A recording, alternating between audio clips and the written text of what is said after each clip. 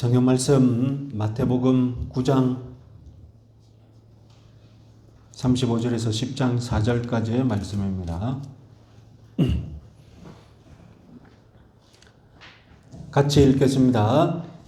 9장 35절에서 10장 4절. 예수께서 모든 도시와 마을에 두루 다니사 그들의 회당에서 가르치시며 천국 복음을 전파하시며 모든 병과 모든 약한 것을 고치시느니라.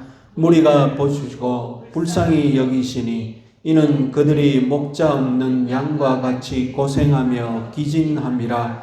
이에 제자들에게 이르시되 추수할 것은 많되 일꾼이 적으니 그러므로 추수하는 주인에게 청하여 추수할 일꾼들을 보내주소서 하라 하시니라. 아멘. 우리 1장 4절. 예수께서 그의 12제자를 부르사 더러운 귀신을 쫓아내며 모든 병과 모든 약한 것을 고치는 권능을 주시니라. 12사도의 이름은 이러하니 베드로라 하는 시몬을 비롯하여 그의 형제 안드레와 세베대의 아들 야고보와 그의 형제 요한, 빌립과 바돌로메, 도마와 세리, 마테, 알페오의 아들 야고보와 다데오, 가나안인 시몬 및 가롯 유다 곧 예수를 판 자라. 아멘. 우리는 마태복음을 강의하면서 마태가 상당한 문학적인 천재적인 기질을 가지고 있다는 것을 확인했습니다. 저는 그것을 마태 스타일이라고 부르죠. 오늘 본문에도 마태 스타일이 뛰어나게 발휘되고 있습니다. 첫 번째 마태 스타일은 기적모음집의 프레임을 끝까지 유지하고 있다는 것입니다. 이것이 무슨 말이냐? 표를 한번 보시면 우리가 지난 시간에 끝냈던 기적모음집을 보시면 항상 기적모음집이 끝나면 제자들의 이야기, 다음 기적모음집 또 제자들의 이야기, 이런 식으로 프레임이 짜져 있는데 이제 기적모임이 끝났으니까, 기적모음집이 끝났으니까 이런 거 뭐 안 따져도 되지 않는가?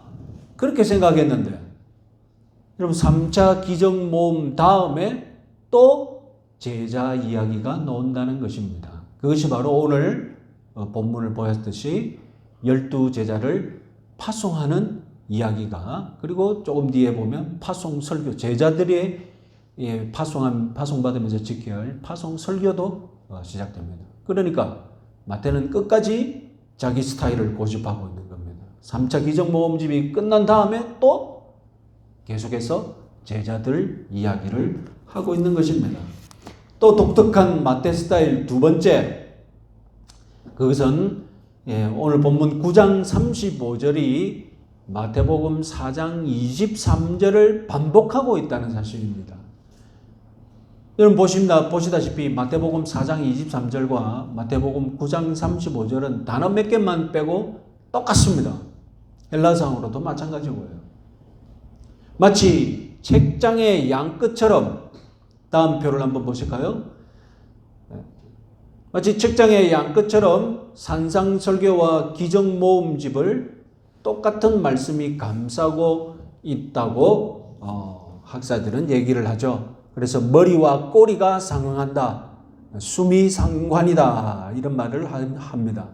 그러면서 마태복음 4장 23절이 예수님의 갈릴리 사역 1기를 여는 구절이었다면 마태복음 9장 35절은 예수님의 사역 제2기를 여는 구절이 됩니다.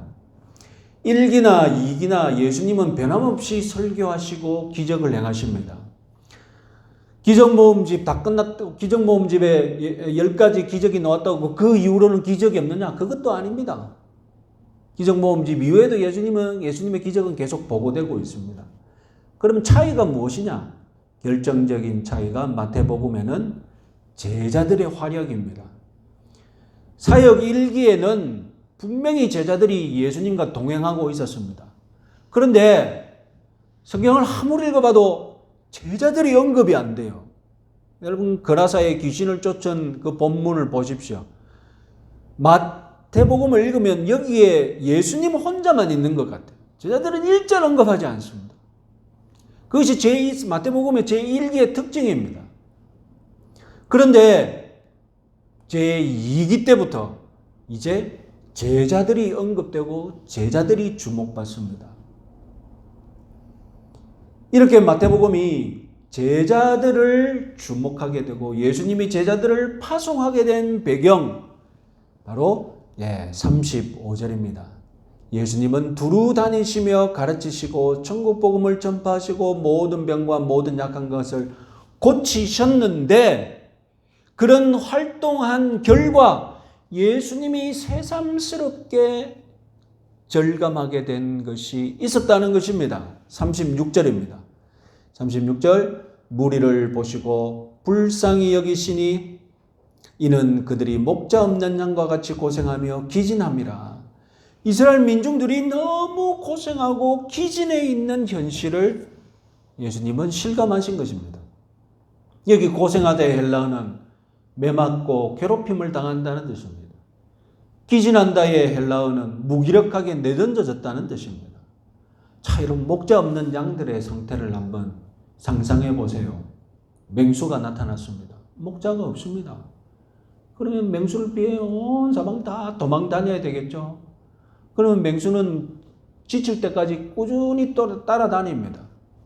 결국 자기 힘이 다 따르면 어떻게 됩니까? 그냥 주저앉아 버립니다. 주저앉아 버리면 이제 잔인한 그 동물의 냉엄한 현실이 펼쳐지죠. 그냥 주저앉은 놈을 기진해가지고 그냥 주저앉은 놈을 맹수들이 살아있는 그 상태에서 뜯어먹기 시작하는 겁니다. 예수님은 이스라엘 민중들이 바로 이와 같은 상태로 지도자들에게서 당하면서 살고 있다고 느끼신 거죠. 눈으로 확인하셨고, 그리고 마음으로 깊이 동정하시고 불쌍히 여기셨습니다. 그래서 예수님은 해결책을 지금 찾고 계신데, 첫 번째 해결책은 좋은 목자를 세우는 것이죠. 목자 없는 목자 없는 양처럼 지금 고생하고 있기 때문에 좋은 목자를 세우면 문제가 해결되는 겁니다. 그래서 예수님은 좋은 목자로 오셨습니다.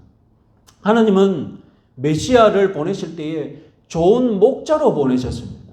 성경 말씀 한번 보실까요? 에스겔 34장 23절 같이 한번 읽어보겠습니다. 내가 한 목자를 그들 위에 세워 먹이게 하리니 이는 내 종 다윗이라. 그가 그들을 먹이고 그들의 목자가 될지라. 여러분, 우리가 잘 알고 있는 시편 23편의 목자처럼 예수님은 진정한 목자로 오신 분이심을 믿으시기 바랍니다. 그런데 여러분, 문제는 예수님은 육체를 입고 계시거든요. 좋은 목자이신 예수님이 한 분이세요. 예수님이 목자가 되려면 특정한 한 장소, 특정한 한 무리의 목자가 될 수밖에 없다는 것이 현실입니다. 예를 들어 지금 백종 예방 접종 센터가 한 곳에만 있다고 생각해 보세요. 어떻게 되겠습니까? 그럼 어떻게 해야 됩니까? 접종 예방 센터를 많이 만들어야 되죠. 그래서 여러분, 지금 세계에서 유례를 찾기 힘들 정도로 우리나라의 접종 속도가 절벽 아닙니까? 절벽. 이렇게 올라가는 것이 아니라 우리나라 접종 속도가 이렇게 올라가요. 이렇게 올라가고 있어요. 접종 예방센터를 너무나 많이 만들어 놓으니까. 예수님의 해결책도 마찬가지입니다. 37절, 38절입니다. 같이 한번 읽어보겠습니다. 이에 제자들에게 이르시되 추수할 것은 많되 일꾼이 적으니 그러므로 추수하는 주인에게 청하여 추수할 일꾼들을 보내주소서 하라 하시니라. 여러분, 여기서 주목할 마태 스타일 세 번째가 있습니다. 세 번째 마태 스타일은 표를 한번 보십시오. 예수님이 12제자를 세우신 시기에 관해 특이하게 마태는 제일 늦습니다. 마가는 예수님이 공생애를 시작하자 곧장 12명을 선발하신 것처럼 기록했고, 그에 비해 마태복음은 처음에 마태복음 4장에서 제자를 부르실 때에 제자가 4명뿐이었어요. 제자 명단이 4명이 있었습니다. 그리고 마태복음 9장에서 누가 추가됩니까? 마태가 추가됩니다. 제자 리스트에는 5명밖에 없어요. 일꾼이 적죠. 그래서 이렇게 일꾼이 적은 상태에서 37절, 38절 우리가 지금 이래 일꾼이 적지 않느냐, 우리 하나님께 더 많은 일꾼을 보내주소서라고 기도하자. 여러분, 거기다가 마태는 지금 12명 이상의 제자 그룹이 있었는데 예수님이 그 중에서 12명을 선택하신 것처럼 기록되어 있습니다. 마태복음에 의하면 분명히 12명의 제자가 아닌 다른 제자들이 있었습니다. 그 증거로 우리가 마태복음에서 이미 살펴보았죠. 마태복음 8장 19절 21절을 읽어보겠습니다. 한 서기관이 나와 예수께 아뢰되 선생님이여 어디로 가시든지 저는 따르리이다. 제자 중에 또 한 사람이 이르되 주여 내가 먼저 가서 내 아버지를 장사하게 허락하옵소서. 예수님이 기억을 더듬어 보시면 마태복음 8장에서 가버나움을 떠나서 이제 전도여행 가자고 안 했습니까? 준비하라 했더니 서기관이 딱 나와서 예수님, 내가 예수님의 제자가 되겠습니다. 그리고 그 다음에는 예수님, 내가 지금 아버지가 오늘 내일 하시는데 장사 치르고 예수님 따라가겠습니다. 이런 제자들이 있었다니까요.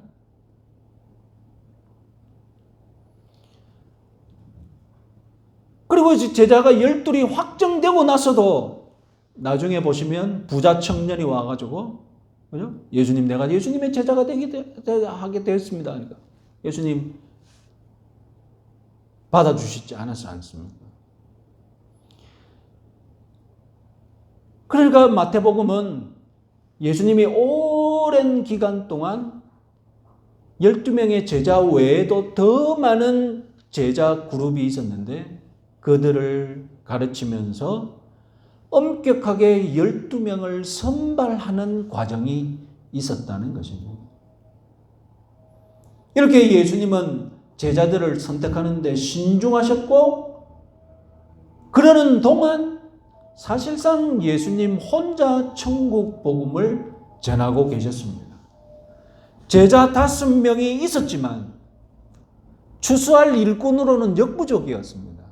이제 예수님은 사역 2기를 준비하시면서 이전과는 다르게 예수님의 사역을 제자들에게 분담시키려고 합니다.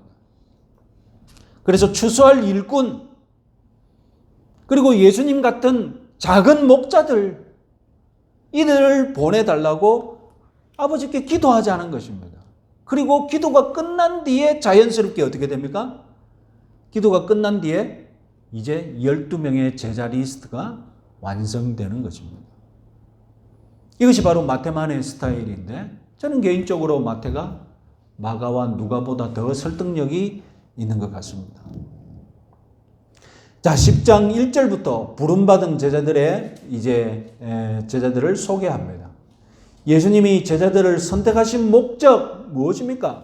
지금 목자 없는 양처럼 고생하며 기진하는 백성들을 구원하고 도와주고 치유하기 위함입니다. 그런데 예수님이 일일이 찾아가지 못하니까 백신 접종센터가 한 곳에만 있으면 안 되니까 어떻게 하신 것입니까? 12개를 만들어 놓으신 거죠. 12명을 파송하는 겁니다.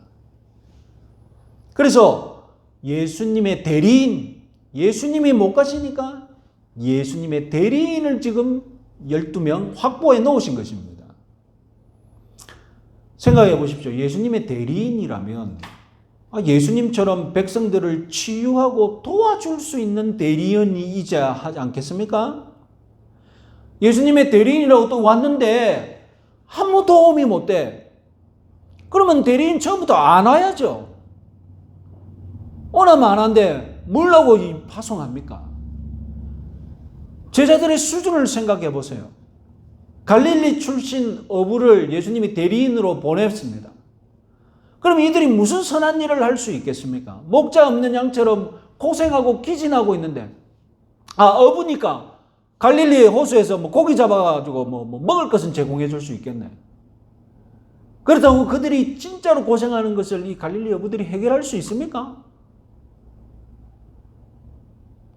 유대 랍비들의 제자들은 그저 스승 랍비의 가르침만 달달달 외우고 그리고 그걸 암송 잘하면 끝났습니다. 그래서 다 외우면 이제 자기가 랍비로 독립해서 또 다른 제자를 가르치면 끝나는 거예요. 그러나 예수님의 제자들은 예수님의 대리인으로 파송되면 해야 할 일이 무엇입니까? 암송하는 겁니까? 아닙니다. 백성들이 기진해 있고 고생하고 있는 그 현장에 예수님처럼 도와주셔야 돼요. 치유하고 귀신을 쫓아내고 예수님의 대리인으로 예수님처럼 활동을 해야 돼요.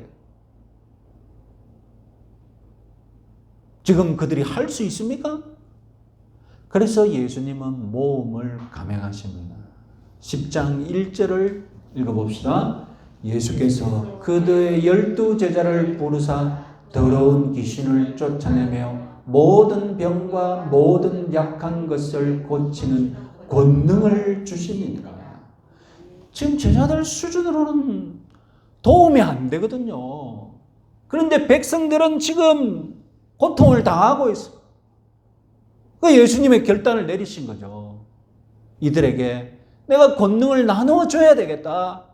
그래서 정말로 예수의 대리인으로서 예수처럼 백성들을 돕고 구원할 수 있는 그런 대리인으로 만들어서 지금 파송하는 거예요. 백신 예방접종센터면 백신이 있어야죠. 그 안에. 백신도 없는데 무슨 예방접종센터를 만들어 놓아서 지금 제자들에게 예수님이 권능을 나눠줘서 백성들을 구원할 수 있는 그런 대리인으로 지금 파송하기 위함인 것입니다. 정말 과감한 결단이죠. 여러분, 예수님이 우리에게 다가오실 때 예수님은 우리 하나하나를 여러분 마치 벤처기업처럼 우리는 예수님 앞에서 아주 모험 기업입니다. 인간적인 기준으로 보면 투자할 대상이 못 돼요. 여러분 돈이 들어간다고 생각해 보세요. 투자할 대상. 평판도 듣고 그래가지고 여기서는 수익이 안 날 것 같다. 내가 이 회사에 투자했다가는 내 돈 그냥 다 말아먹겠다 싶으면 여러분 돈 투자하겠습니까? 예수님이 우리를 보시고 어떤 기업으로 생각하겠습니까? 수익이 날 기업으로 생각하겠습니까? 아니면 수익을 말아먹을 기업으로 생각하시겠습니까? 그러나 예수님은 우리에게 자기 이름을 거시고 아낌없이 예수님의 능력으로 우리를 투자하시고 우리를 제자 삼으셔서 우리와 함께 하시겠다는 것입니다. 완전 벤처기업에 투자하는 심정이겠죠. 저와 여러분 다 예수님의 벤처기업임을 여러분 믿으시기 바랍니다. 예수님이 아낌없이 우리를 투자하고 계십니다. 수익이 나는 기업이 돼야 되겠죠. 네? 자, 여기서 좀 더 중요한 질문을 해봅시다. 예수님은 왜 12명으로 제한했을까요? 아니, 백신 예방 접종센터 많으면 많을수록 좋지 않습니까? 아니, 예수님의 권능이 딱 12명에만 나눠줄 수 있는 예수님이 권능 휴대 그걸 12개만 휴대하고 있어서 그걸 제자들에게 나눠주신 것도 아니라면 이왕에 나눌 것 같으면 24명에게 나눠줘서 24명 파송하면 더 좋잖아요. 눈치채다시피 12은 이스라엘의 12지파와 12지파를 염두에 둔 숫자입니다. 이제 예수님이 오셔서 회복해야 할 것들이 많이 있지만 가장 대표적인 거 하나를 꼽으라면 예수님은 이 이스라엘을 다시 회복해야 됩니다. 그 전에 구약에는 이스라엘이라면 육체적인 이스라엘이죠. 이스라엘의 혈통을 타고나야 이스라엘입니다. 그런데 예수님이 오셔서 새로운 영적 이스라엘을 만드시려고 합니다. 그것은 곧 하나님의 아들을 믿는 예수 그리스도, 예수 그리스도를 믿는 영적인 이스라엘, 새로운 교회를 만드시려고 합니다. 그러니까 이스라엘 백성들에게 내가 새로운 이스라엘을 만들었다. 그것을 보여주시기 위해 이제 예수님이 대표를 파송하는데 몇 명을 파송해야 되겠습니까? 12명을 파송하는 거예요. 왜냐하면 구약을 읽어보면 이스라엘을 온 지파가 다 참석하면 반드시 그 대표를 뽑아서 대표가 참석하면 온 지파가 다 참석하는 것이 되거든요. 그래서 출애굽할 때도 가나안 정복을 할 때도 여러분 정탐꾼을 파송할 때도 어떻게 합니까? 가나안 정탐꾼을 파송할 때도 12명 각 지파의 대표가 참석하지 않습니까? 그래서 예수님이 파송하신 12명이 이스라엘을 돌아다니면서 지금 천국 복음을 전파하게 됩니다. 이것은 무엇을 말하느냐? 새로운 영적 이스라엘이 과거의 육체적 이스라엘을 대체하는 과정입니다. 천국 복음을 받아들이면 어떻게 되는 겁니까? 육체의 이스라엘이 영적인 이스라엘로 다시 새롭게 대체되는 것이겠죠.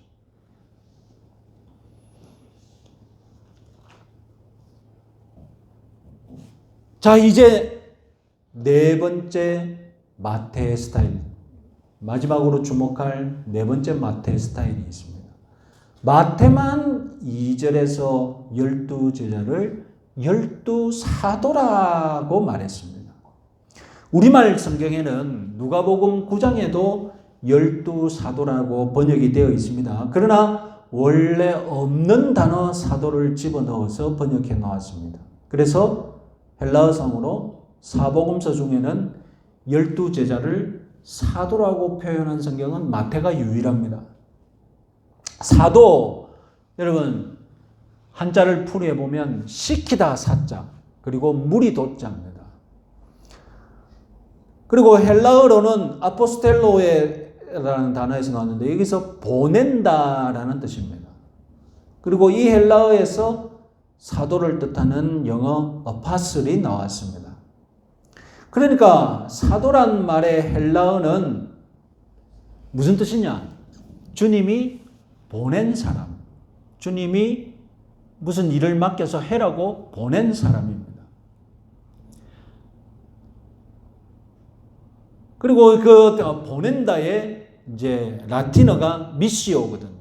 거기서 이제 미션이라는 단어가 나왔습니다. 그러니까 여러분 사도라는 말을 가장 쉽게 번역하면 보낸 사람, 일을 맡겨서 보낸 사람, 심부름꾼입니다. 그리고 근사하게 한자로 표현하면 사자, 사자, 동물의 왕 사자가 아니라 심부름꾼을 근사하게 표현하면 사자입니다. 그리고 오늘날 직업적인 표현으로 사용하자면 사도는 대리인, 에이전트가 됩니다. 사도들은 간단하게 말하자면 인간 예수, 작은 예수, 예수 대리인입니다. 예수님은 이들에게 자신의 권능을 주셨습니다. 왜요? 권능 없으면 대리인 역할을 못하니까. 갈릴리 어부들이 무슨 도움이 되겠습니까? 권능을 주시고 진짜로 예수님답게 행동할 수 있으니까 이제 대리인으로 보내신 거죠. 그래서 사도들은 예수님처럼 사역해야 하니 예수님 행하신 기적 대부분을 따라할 수 있었던 것입니다. 자, 여러분 생각해 보세요. 12제자를 파송하신 것은 이스라엘의 12지파를 감안했습니다. 부활하신 이후에 제자들에게 뭐라고 하십니까? 이제 모든 민족에게 복음을 전하라고 하지 않습니까? 그러면 무슨 조치가 뒤따라야 하겠습니까? 사도들이 늘어나야죠. 그렇잖아요. 이스라엘 백성들에게 전도하기 위해 복음 전국 전도를 하기 위해 12명을 보냈는데 세계 모든 민족에게 복음을 전하려니 당연히 사도들이 늘어나야죠. 그렇잖아요. 그래서 여러분 사도행전을 보면 사도들이 늘어납니다. 사도들의 조건은 부활하신 예수님을 보고 우리 죽은 예수님이 부활하셨다고 천국 복음을 증언할 수 있는 사람들을 이제 사도로 선택되어서 복음을 전하는데, 그 중에 여러분 복음서에서는 이름 한 번 안 나왔는데 사도행전에서 느닷없이 부활하신 예수님을 만나서 너는 이방인들에게 전할 내 그릇이다 라고 사명을 받은 사도가 누굽니까? 사도 바울이잖아요.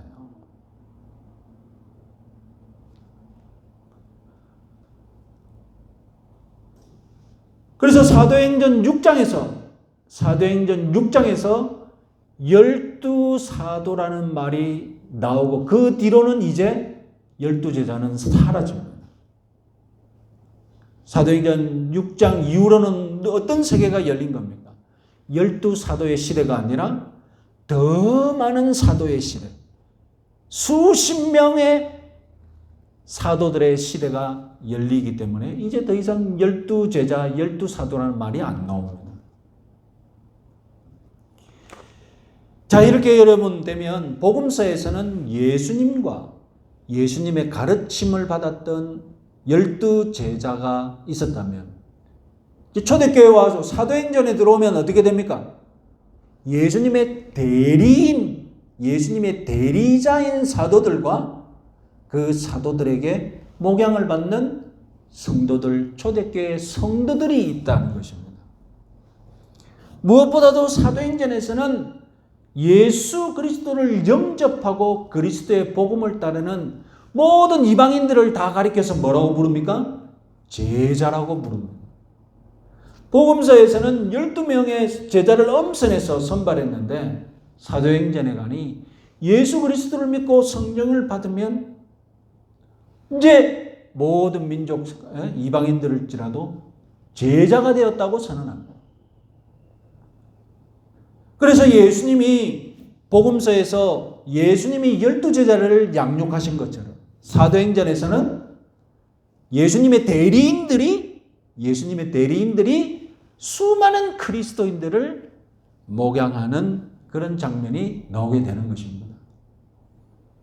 우리 정통교회는 예수님의 대리자인 이 사도들을 초대교회를 세우기 위해 하나님이 특별하게 허락하신 직분으로 받아들이고 믿습니다.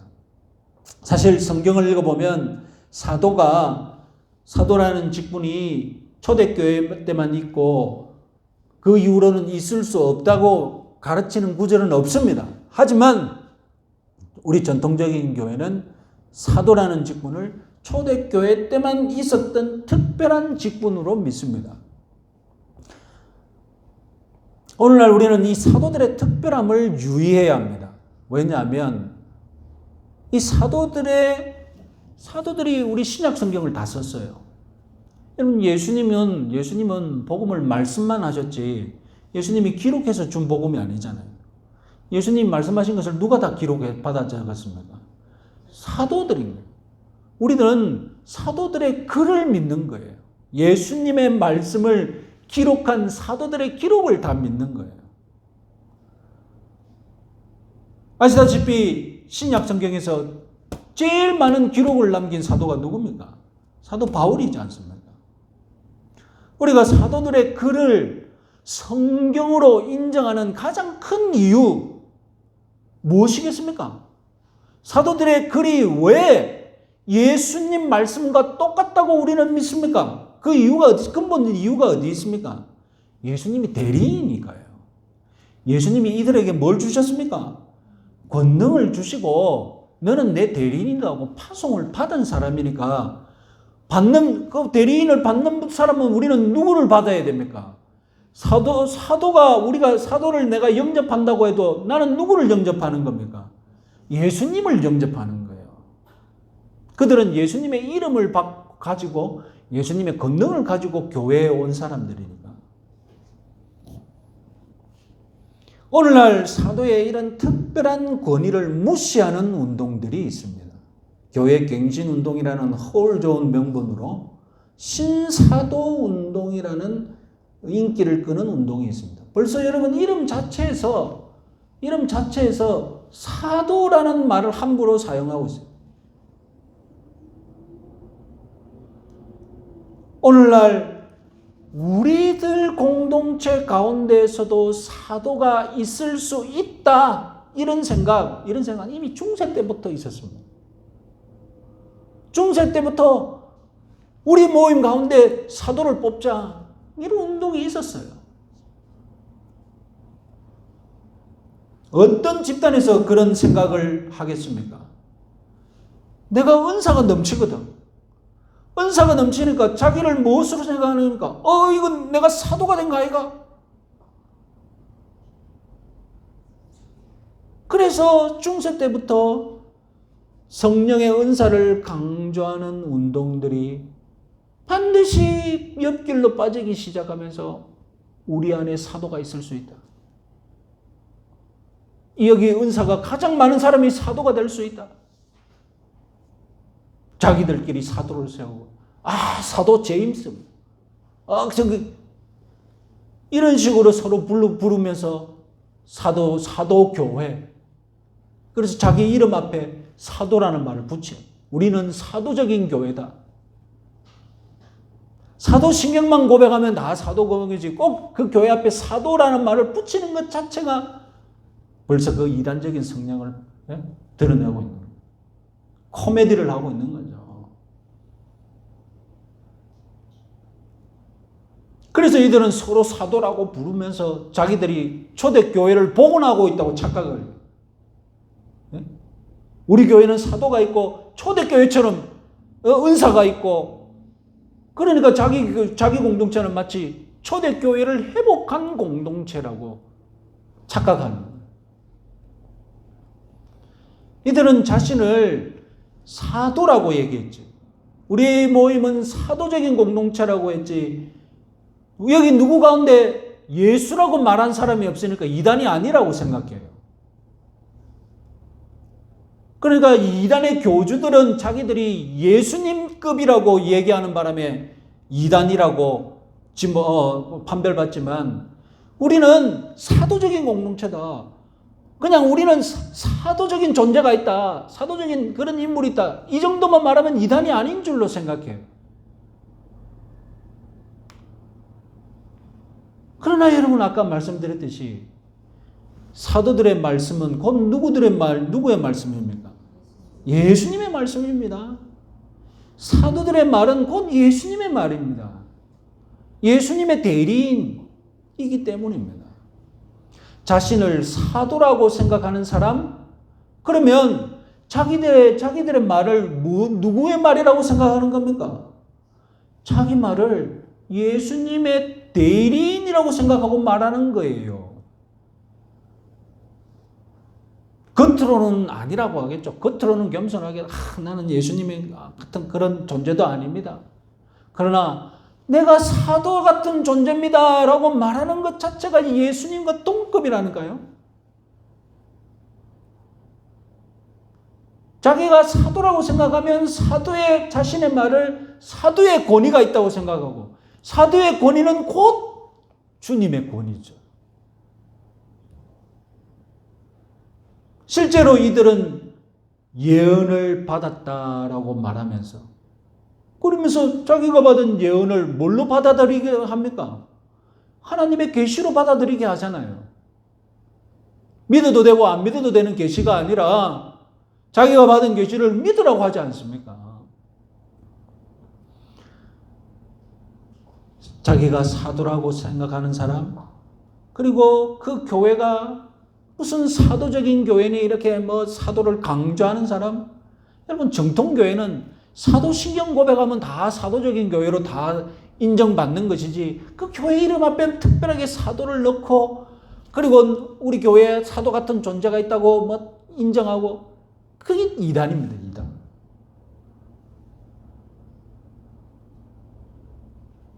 미혹되시지 마시기 바랍니다. 자, 오늘 우리가 마지막 생각할 점은 추수할 일꾼이 적다고 한탄하신 그 예수님의 안타까움이 오늘날 21세기에도 여전히 적용이 된다라는 그런 말씀이죠. 우리 혁신교회는 추수할 일꾼들이 모인 공동체인 줄 믿으시기 바랍니다. 그래서 온 마음을 합쳐서 이 교회 공동체가 이 서귀포에서 정말 영혼의 안식처, 참 방황하는 영혼들이 구원받는 그런 공동체가 될 수 있도록 우리 최우선의 관심사는 그것이 되어야 할 줄 믿습니다. 그래서 우리 서귀포 혁신교회 성도들은 마음과 뜻과 온 정성을 다 합쳐서 이 공간, 이 공동체가 어떻게 이 서귀포 사람들에게 정말 평온한 안식처가 될 수 있지, 그걸 고민해야 될 줄 믿습니다. 여러분, 어떤 목사님은 전도 프로그램을 가져와가지고요, 전도 프로그램으로 교인들을 그냥 일주일 내내 뺑뺑이 돌리래. 그러면 교인들이 막 정신도 못 차리고 전도하는데 막 다 빠져서 지내고, 교회도 다툼도 없고. 왜냐하면 전부 전도 프로그램 뭐 돌아다닌다고 정신이 없기 때문에 딴 생각을 못하게.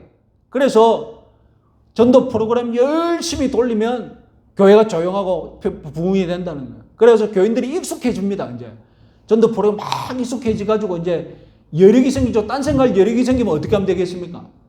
네? 딴 생각 여력이 생기면 이제 다른 전도 프로그램 돌리는 거예요. 이제 또 어디 세미나 갔다 돌아와가지고. 여러분, 저는 그렇게 여러분들을 동원할 생각이 없습니다. 그러나 여러분, 그렇게 동원 안 한다고 우리 모든 성도들의 마음이 엉뚱한 데 가 있으면 안 되겠죠. 네? 여러분, 이 일주일을 보내시면서 이 공동체, 이 교회를 위해 여러분 무엇을 하십니까? 지난 주간에 놀라운 일이 벌어졌습니다. 내 목회하면서 그런 일이 있을 줄 생각도 못했어요. 지난 주일에 우리 교회 손님이 오셔가지고, 우리는 여기서 예배 드리는데 저기 앉아 계셨어요. 자기는 자기 시간을 보내고 계셨어요. 여러분, 그런 분 봤습니까? 신기하지 않습니까? 내가 신기해가 자꾸 확인했어요. 저분 계속 예배 드리나 안 드리나. 물론 자기는 예배 안 드린다고 했겠죠. 그러나 우리가 보기에 저기서 뭐 앉아 있는데 그 예배 같이 드린 거지 아니고 뭡니까 그게? 왜 저기 앉아 있습니까? 그만큼 자기가 부담이 없는 공간처럼 꾸며놨거든요. 여기는 예배의 성격이 강하지만 저기는 뭐 예배 앉아 있으면 예배 드리는 것 같지 않는 그런 공간처럼 꾸며놨거든요. 이렇게 여러분 가랑비 옷 젖듯이 이 공간을 자꾸 들락날락하게 여러분이 만들어야 되지 않겠습니까? 그렇게 만들어 놨는데 여러분, 우리 이제 지금 딱 결심하고 작정할 거예요. 여러분, 옛날에는 전도 훈련 프로그램 돌리면 작정서 다 돌려가지고 이번 전도 초청 행간에 이 사람 대해서 VIP 선정하고. 저는 그런 게 아니라 이번 한 달 동안 저 공간에 여러분들 지인을 초청해서 커피 한 잔 대접하는 그런 작정을 한번 해보세요. 이 공간 만들어 놓고 여러분, 이 새가 얼마나 나가는데 그냥 내버려 둘 겁니까? 여러분들 지인이라도 데리고 와가지고 이 공간을 좀 써먹어야 되지 않겠습니까? 에어컨 사이도 사놨는데 시원한 에어컨도 손님에게 좀 쏘이게 하고, 냉장고도 새로 사놨으니까 이제 아이스 커피도 대접할 수 있어요. 그러니까 여기서 작정을 하세요. 내가 이번 한 달 동안 이 사람을 내가 저기서 커피 대접 한번 하겠다. 그래가지고 여러분, 당연히 그 사람 보고 놀라겠죠. 여기에 이런 교회가 이런 분위기로 있었구나라고 그 사람 놀라겠죠. 지금 마음에 여러분 작정할 사람이 있습니까?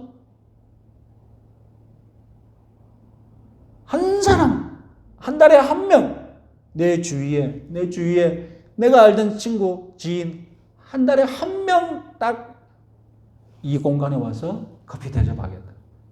아메리카노 저 뽑는 거 못하시면 우리 집사람한테 배우세요. 직접 여러분 끓여서 바쳐야 좀 감동이지. 그렇잖아요. 그렇게 해서 수많은 이 여러분 주위의 사람들이 서귀포 혁신교회라는 거기에 가면 참 마음 편하게 커피 먹을 수 있는 공간이다라고 소문날 수 있도록 그렇게 해서 여러분 수많은 사람들이 가랑비에 옷 젖듯이 우리 서귀포 혁신교회에 자연스럽게 녹아들고 여러분 코로나19 기간 동안 우리 기독교가 제일 욕을 제일 많이 들었어요. 그래서 여러분 불교 가톨릭은 이미지에 변화가 없는데 기독교는 어떤 이미지를 두었습니까? 기독교는 사회적인 거리를 둬야 할 존재. 그게 우리 기독교 이미지. 코로나19를 거치면서 기독교인들은 사회적인 거리를 둬야 할 존재로 낙인 찍혔어요. 이것을 극복해야죠.